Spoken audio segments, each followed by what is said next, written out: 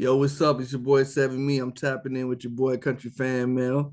Y'all know y'all got to tune in for this one. What's up, everybody? What's going on, y'all? It's your man, Fat. How's it going, everybody? This is Jordan Paul, and you're tapping in. Straight back to the Country Fan Mail podcast. Yo, what's going on, everybody? It's your boy Klue, Country Fan Mail podcast. You already know what it is.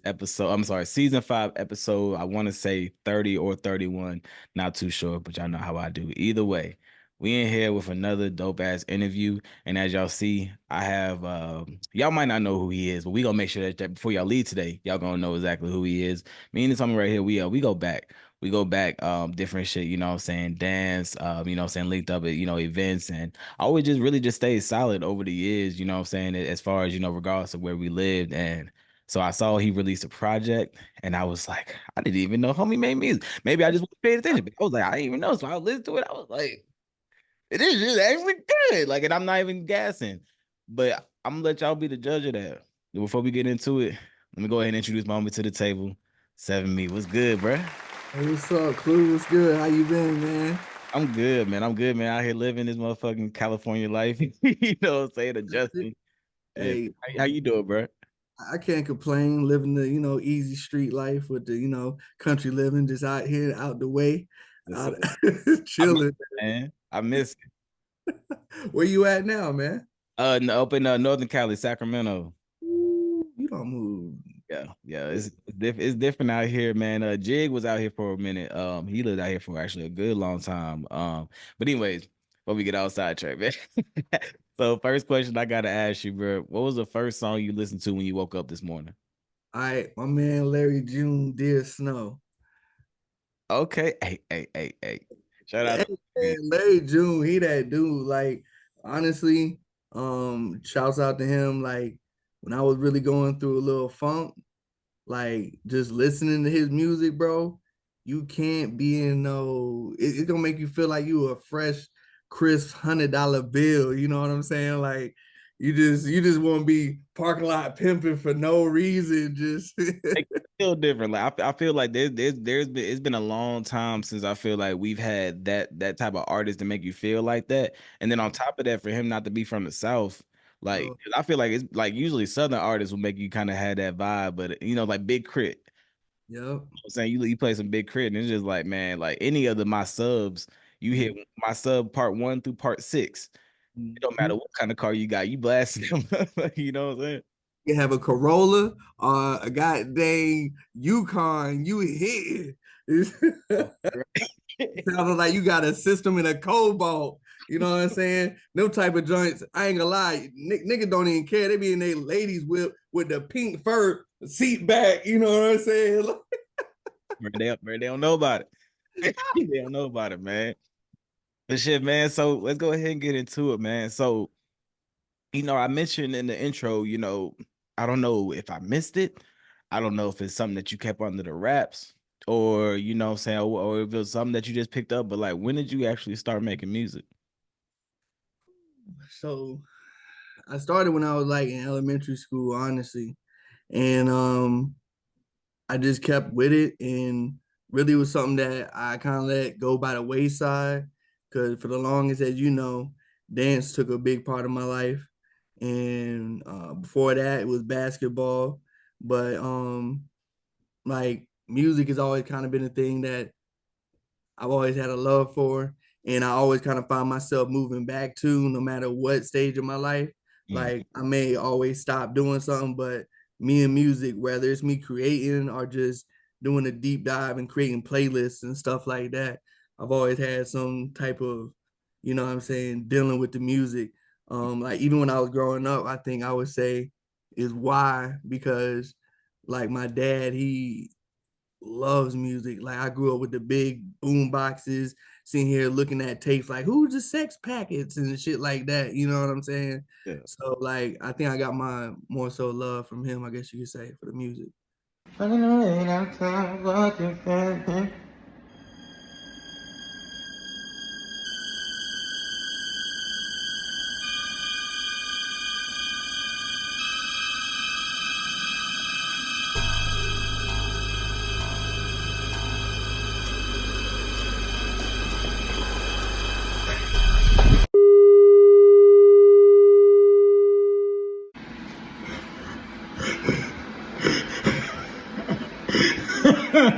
For sure, for sure. Yeah, I feel like that's those early starts really do kind of they set the foundation for either what you're gonna go into or kind of sometimes what you stay away from. You know what I'm saying? Like Mhm.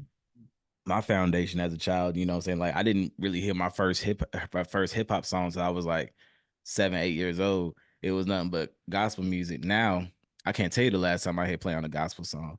And Mhm. I don't know, you know what I'm saying? Just because that's just my personal preference. But you know what I'm saying? Sometimes that foundation can, it can shift you in a lot of directions. So I mean, like, tell me about some of those early musical inspirations that you had and how it kind of shaped your sound to now. But like as far as earlier musical inspirations, I've always came from like a musical family. Like growing up, my dad, like you said, church, he sung in the choir. My mom was in the choir. My grandfather's a preacher, so I grew up in the church, you know what I'm saying? They even had me singing a few couple Sundays, and I was like, I don't know why y'all doing that, because his brother can't hold a tune. And they, all right, baby, keep going. And I'm like, nah, get me out of here. You know? But that's kind of where it started from. My uncle Tim, he been a drummer. My cousin Ryan, he been rapping since, forever. So my aunt Lisa, she sings. Like I want to say it's her father. I'm bad with the family dynamics, but her father was actually in James Brown's band. So like music is kind of always surrounding me, I guess you can say. For sure. That's hella dope, man. I feel like you know, that's like that. I feel like that's like the origins, like that's like a origin story for like a great person. Like, and I'm seeing that in your future for like somebody who just does some real great shit and be like, yeah, music has always been in my life, you know what I'm saying? Like, I feel that and I like that, you know what I'm saying? That really it shows that, you know what I'm saying, you got places to go for real, and kind of creeping into this project, you know, so project I'm talking about right now, if y'all don't already know, this is Intro to Seven. Mhm. And I really liked it because I felt like every track, it seemed like you were trying to give a different part of yourself or give a different aspect of yourself, you know what I'm saying? And it was almost like this might sound crazy, and you know what I'm saying, for all those people that are still in that world, pause before I even say it, but it's like when you get that cheesecake that's cut into all I got to little layer. and every time you eat a different piece, it's a different slice, but it's still cheesecake. Yeah. I don't know why that's the analogy that came to mind, but that's what I'm thinking about. And so like, am I off base, or is that what you was going for? Nah, man, because see, like, okay, it's something that I said for myself when I came back to music this time, because I always been writing for over the years and whatnot, but then I looked at people like that return like Nas, and when I heard like what really made me want to get back sharpening my pen was King Disease too. Mm.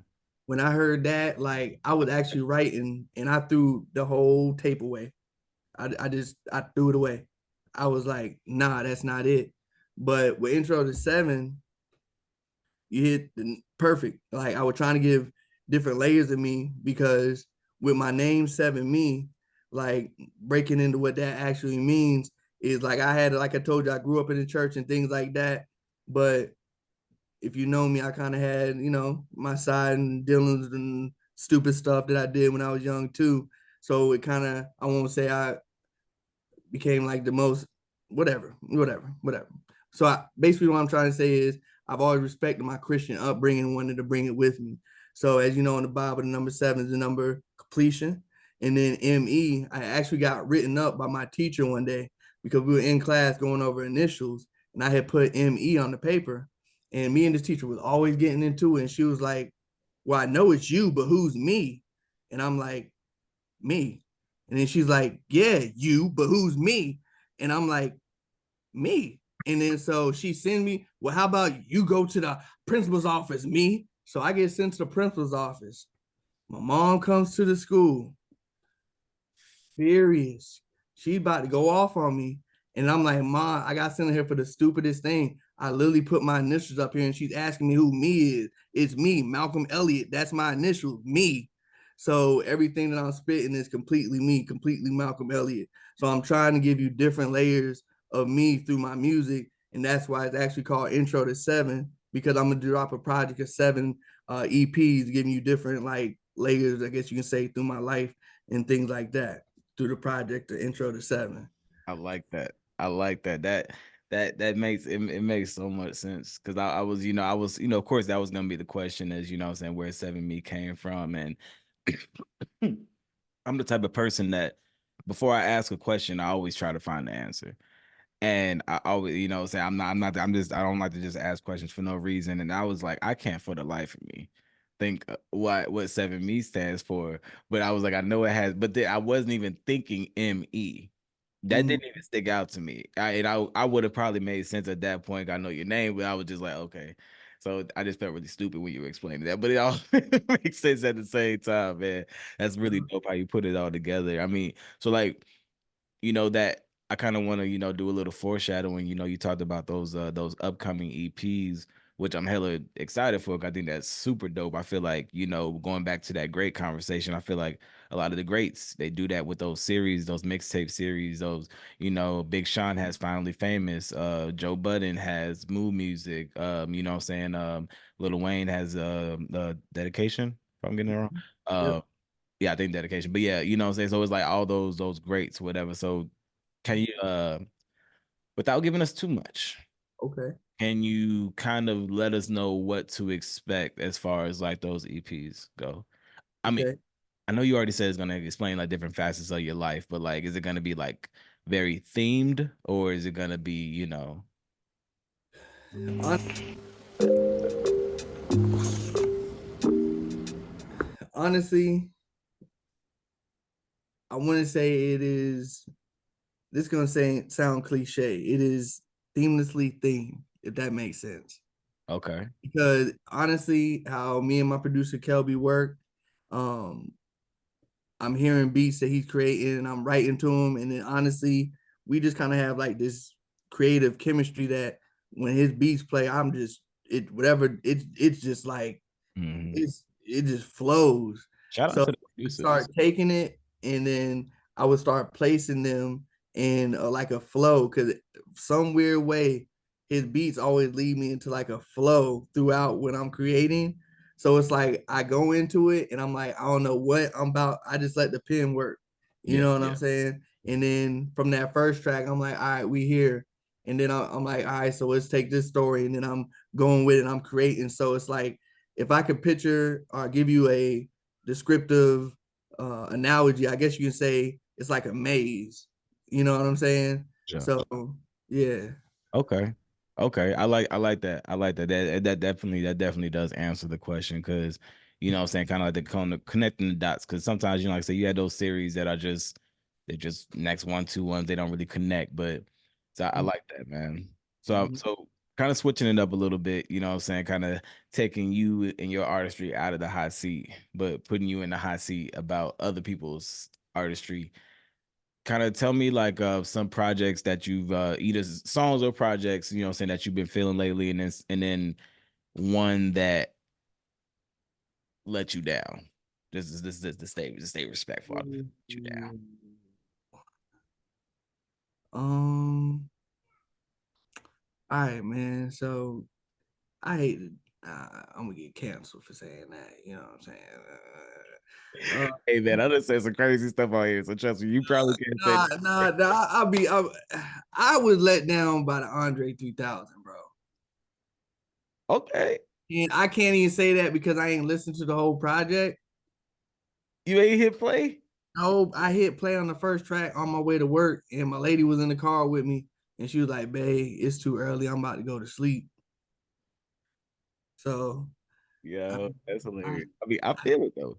I didn't, and because like so, honestly, I listen to a lot of music, like country, rock, everything, man. So like when I heard he was coming with the album, like I created a whole playlist of like the greatest Andre 3000 joint.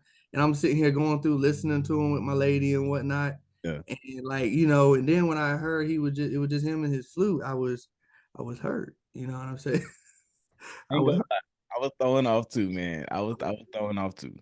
And then so I was like, okay, well, that means that like, you know, he's a great with the music. He took his whole time, you know, learning how to play the flute. Nah, my bro freestyling. I said, good God. I said, uh, uh, He said, "Not my man freestyling." I said, you know, but shout out to him because I do see as an artist the creative side of what it could do for him. From what I like, it didn't bother me for the few, you know, snippets that I was hearing. But what I could see is his music being played in like coffee shops or like, you know, elevators. So honestly, if you in music, you know, that's the streams you want. You know what I'm saying? Millions of coffee shops playing your tune, or wherever, you know, massage, you know, they got the flute and them, you know. You Hey, know, I hey, feel it's crazy because I feel like the only time that I've actually enjoyed the album was when I was sitting there doing nothing. Like I couldn't be doing nothing. I can't be looking at my phone. I can't be reading nothing. That's the bro. only time I've been like, oh, it's not that bad. And I'm not trying to throw shade. I was scared to say that because people, you know, you see in the statuses, well, if you don't rock with it, you don't meditate, bro. Okay. Hey, I posted that. I'm like, so that's what we do now. We just like, all right.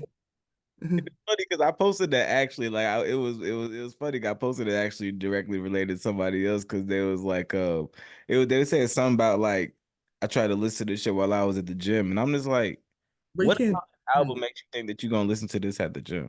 bro. I seen this hilarious ass video, and it was this dude, and he was working out to like some of the Isley brothers and whatnot, bro. If you want to see what happened out when you working out with slow music, if you want to see what happened, go watch that video. Bro had the weight, and the weight is sitting there choking him, and he got the Isley la da da background with the weight on his neck. I said, good Lord. I said, bro, you should have known you won't be able to do nothing with that, man. Can't do Like, nah, that. I'm in the place for everything, my brother. So hit me with an album that you've been feeling a lot. It's not even an album. It's a track. Hold on. It's by Jack Harlow. Uh, And um, um, no whips and train with you. Yeah, that joint right there. Hey, hey. I haven't hit play on that song yet, but every time I hear it, it's about You never hit play on it, bro? hit play on that song, bro. And I actually do fuck with Jack Harlow, but I haven't hit. I've heard. I feel like I keep hearing it. I never have to hit play. Every man, every artist's dream. Every artist. Can you imagine that? Like you hearing me and you ain't even hitting play? Hey, listen, I'm trying to be. That's where I'm trying to be at. You know what I'm saying? Like, I'm trying to be at the place. Shout out to everybody who, this, quick little side commercial. Shout out to everybody who supports everything that I got going on, everything that this man got going on right here. And anytime that y'all see us share stuff on our social medias and stuff like that, and just be flooding up your timeline. Sorry, not sorry. If you don't want to see it, just At don't. all. However, and also if you share our stuff too, one day we won't have to share it at all. You don't Hey see man. sharing If their you own shit. tired of me sharing my stuff, click on follow, mute me, whatever you got to do, because it's not gonna stop. You know what I'm saying? And the pages that y'all follow are people that you don't even know. They share their stuff constantly, and you click share. So do the same for me. At least Oh. that's what I never understood. People will support someone that they have no affiliation or ties to through real life, don't know, but will actually know somebody, know their backing, Mhm. know everything is what it is and won't support. I think that's something that people got to work on, man. Get rid of that crabs in the barrel mentality. You know what I'm saying? And It's learn really, that. I'm so glad we segued into this because I was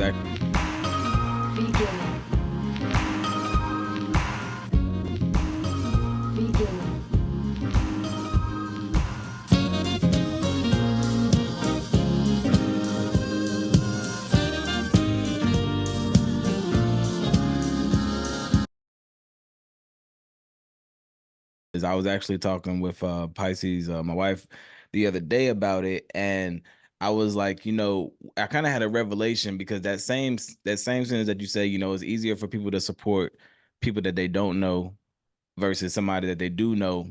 And what made me think about it, and what made me think, I was like, there was somebody who saw Beyonce, what I'm saying, dancing in her backyard with her sisters and her friends and doing all stuff like that. And they could have probably, what I'm saying, been like, yeah, that girl's going places. But instead of, they went home and looked at their daughter and was like, let's go do something. Let's go figure out what you're great. You know what I'm saying? So it's like nobody wants to see themselves not being that person.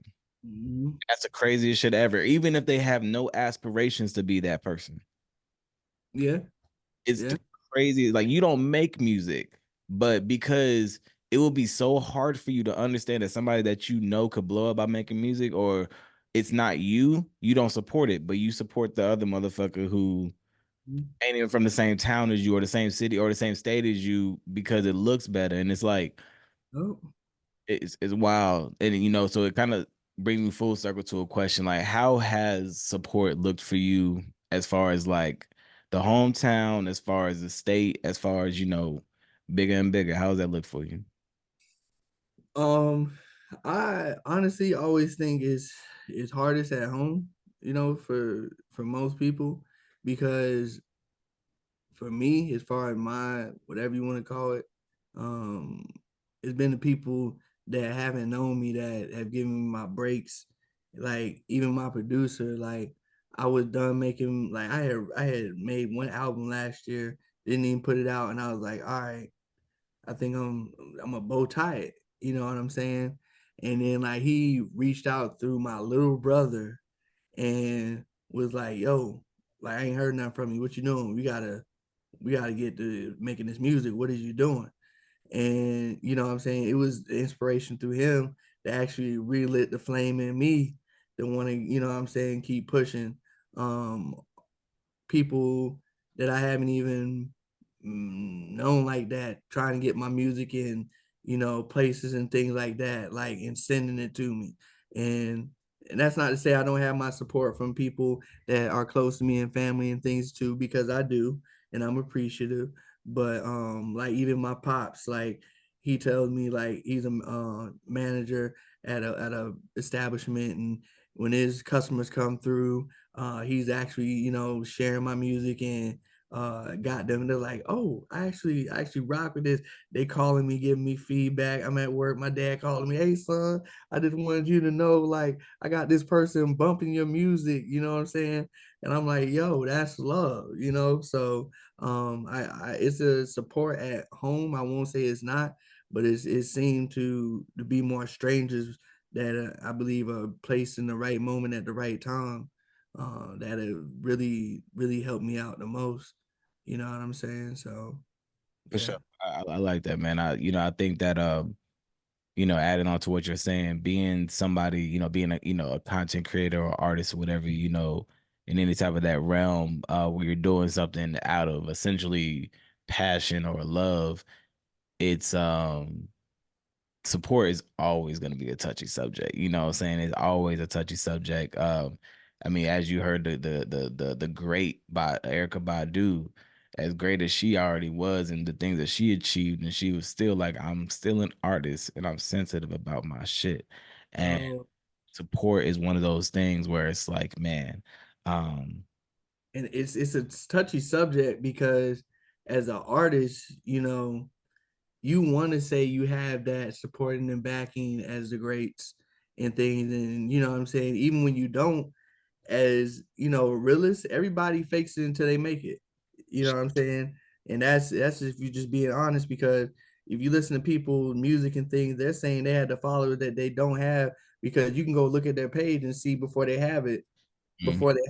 You know what I'm saying? So um it's a touchy subject because you got to be real with yourself and real where you are in the moment. You know what I'm saying? And I think a lot of people run from it, and honestly, you shouldn't, because it's a lovely process. You know what I'm saying? Like if you be honest with where you are, it allows you to be appreciative of your growth if you're doing it right. You know what I'm saying? And some people want that instant, ramen success, and it's not like that. You know what I'm saying? For most people, But if you can find beauty in it, hey, ramen good. You throw a little Lowry's on that mug. But it don't do nothing for you. But it don't do nothing for you. And that's exactly what I was gonna say. That ramen success, and it tastes good in the moment, but you're gonna be hungry right afterwards, looking crazy as hell. About to make another pack. But but man, wrapping everything, put everything together, man. If you had some words to get out to the world, you know how I used to say it is like if you had everybody's number, or if you had a way to hit everybody's number at one time, or send out a smoke signal that everybody in the world could see at one point in time, what would that message be? Believe in you. Um, believe in you. Because if you don't, nobody else going to. So like you gotta believe in yourself first. You can't ask somebody to give you something you're not willing to give yourself. You know what I'm saying? So if you're not willing to give yourself a chance to fail or push forward or do more, how can you expect somebody else to want to? You know what I'm saying? If you're going like there's this one saying that said how you do something is how you do everything. So, do everything how you'll do something and do something how you'll do everything. So yeah. Never heard that before. I like that one. I like that. I like that. You know, the first part I say often, you know, you gotta either take yourself seriously so other people can take you serious, believe in yourself. But that last part, you know, how you do something is how you do everything. That's how you said it? Yeah, Yep. I've never heard that. I'm gonna take that. I'm gonna let you know. I'm gonna take that. I'm like, yo, yeah, I like that, man. So let it. You got my mind. You got my wheels turned. I was sitting. I was like, see you like that. Literally, like semen into my mind when you said that. And I was like, man, that's something. Where did you get that from? Actually, before we move on, where did you get that from? Pops, like my pops was always a man of like metaphors and whatnot. Cause like whenever you do something wrong, like once again, growing up, he was a preacher's kid and he was in the army, he was a correctional officer, you know what I'm saying? And he came under my grandfather, which was in the army, preacher, mason, stuff like that. So he would always ask me whenever I got in trouble, like I did something wrong, he'd be like, well, how did you foresee this plan working out or whatever? And he had this thing where you say, if you fail to plan, you plan to fail. And if you fail to plan, you plan to fail. I mean, like if you just always wake up and you have no sense of direction or you have no plan, don't be surprised when you do fail, you're not nowhere. But to answer your question, my pops, he's a man of metaphors. He got a million and one of them for you. And so I stole that from him. I don't know where he got it from. He might have got it from my grandfather or my uncle. You know what I'm saying? My uncle Junior, rest in peace. He was another great man of metaphors. So yeah. Yeah, I definitely like that, man. Yeah, shout out to them, man. Shout out to those great men. It's really dope to hear that you and your family had such great men in the family. Saying raised a great man. And speaking of, before we wrap everything up, I do want to say, like I said at the beginning, I'm gonna continue to say, keep doing what you're doing. I really do actually like the project. You know what I'm saying? I don't really have people that come onto the podcast that I actually don't like their music, because then it's awkward and I'm lying to you. I ain't got time for all that shit. Cause then you got me like, well, I'll never see you sharing my shit because like I really didn't like your music. I'm not gonna do that. I'm just not gonna do that. So it's like, I really do want to say, like, keep doing your thing, man. And what I'm saying, keep everything that you got going on, music wise, business wise, family wise, fatherhood, all those things. And let everybody know where they can listen to you, what you got coming up real quick. And I think we have like, oh, we still got a few minutes. Yeah, what you got coming up, where they can find you and where they can follow you. Let me look that up. But you can find me on Insta at the number 7 and then even.me. So the number 7 even.me, 7 me. Facebook, that's more for the family. So y'all ain't getting that. And then on TikTok, you can find me at the number 7 even.me. So 7EVENME. You can find me putting stuff there. Right now, I'm in the pause works of making a little clothing line, or rebranding the clothing line, I should say. But in the meantime, shout out to my brother. He's overseas right now. He's in the Navy, so I'll drop his line. So if you can, this is one of his Oh, state squad. He got a lot of dope clothes. So in the meantime, since you can't support me, show your love through him. Stay true squad once again. And look out for Intro to Seven Part 2. That's going to be dropping on Valentine's Day. And we just working. Look, shout out to Kelby. And if you don't mind, let me look up his Instagram. Man, definitely, man. Shout out to you, man. Your line, man. I had I actually been thinking about it, I would have made sure that I had it on, man. But yeah, I got one of your pieces. I got one or two. Heck yeah. I'm rebranding, so I'll give you a little sneak peek. It's gonna be called Endura, and that's what I'm gonna say right there. And yeah, it's something that I'm working on. It's gonna be big. So yeah, last but not least, shout out to my producer Kelby on the track. That's him right there. So yeah. So that's all I got. I'll say for now. All I'll say for now. For sure. I appreciate you, man. It's been dope, man, coming on to the show, man. I really do appreciate, anybody that takes the time, come fucks with little old me, what I'm saying, trying to make it out here, I really do everything you got going on, man, for sure. Yes, sir. Appreciate you. Shout out to Country Fam, man. I appreciate y'all for having me. Shout out to Pisces. Shout out to everybody. I appreciate y'all who listened, checked out the project, ain't checked it out. You about to, whatever. Shout out everybody. I say you ain't checked it out, you're lost. Make sure that y'all tap in. Klue Country Fan Mail Podcast, where a fan makes a fan. We out of here. What's up, everybody? What's going on, y'all? It's your man, Fat. How's it going, everybody? This is Gordon Paul, and you're tapping in. Straight back to the Country Fan Mail Podcast.